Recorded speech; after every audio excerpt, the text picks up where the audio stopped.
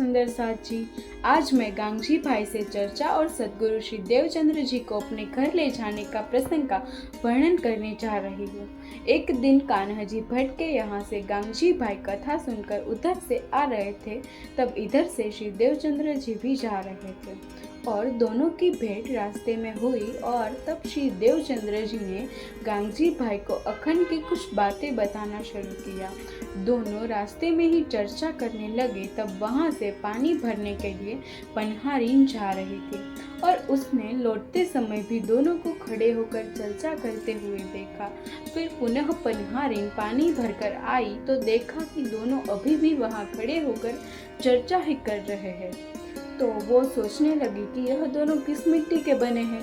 आध्यात्मिक चर्चा में श्री देवचंद्र जी और गांगजी भाई इतने मस्त थे कि दोनों को अपने शरीर की भी सूझ नहीं थी। लेकिन जब पन्हारीन तीसरी बार वहां से निकली तो उससे रहा नहीं गया और उसने कहने लगी कि भाई आप दोनों बैठकर क्यों बात नहीं करते हो। मैं यहाँ से 3 बार गुजर चुकी हूँ और आप तब से यहाँ खड़े होकर ही बात कर रहे हो। इस प्रकार दोनों को पन्हारीन के टोकने पर अपने शरीर की सुध आई और गांगजी भाई को परम धाम की स्मृति ताजा होने लगी। फिर ऐसे ही दोनों प्रतिदिन खड़े होकर देर तक ज्ञान चर्चा करते रहे और गांगजी भाई ने जब श्री देवचंद्र जी को वचनों का विचार किया तो उन्हें लगा कि इसका ज्ञान अलग और अलौकिक है और उसने श्री देवचंद्र जी में असीम ज्ञान का प्रकाश देखा। फिर गांगजी भाई ने पूछा कि हम दोनों की कान्हा जी भट्ट जी से श्रीमद् भागवत सुनते थे, लेकिन उन्होंने तो यह ज्ञान कभी नहीं बताया था। तो आप कृपा करके मुझे बताइए कि आप यह ज्ञान कहाँ से लाए हैं।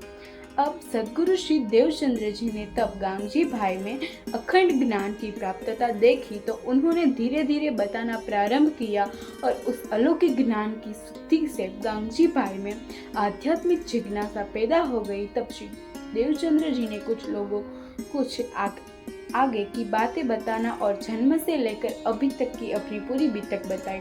तब गांगजी भाई बहुत आनंदित हो गए और उन्होंने सद्गुरु श्री देवचंद्र जी के अंदर विराजमान धनी की पहचान हो गई। गांगजी भाई ने सद्गुरु श्री देवचंद्र जी को साक्षात अक्षरातीत माना और उन्हें आग्रह पूर्वक अपने घर ले गए और उसी भाव से सेवा करने लगे। अब गांगजी भाई के यहाँ चर्चा सुनने के लिए लोग आने लगे। इस प्रकार सुंदर साथ की संख्या बढ़ती गई और परमात्मा का ज्ञान फैलता गया। प्रणाम जी।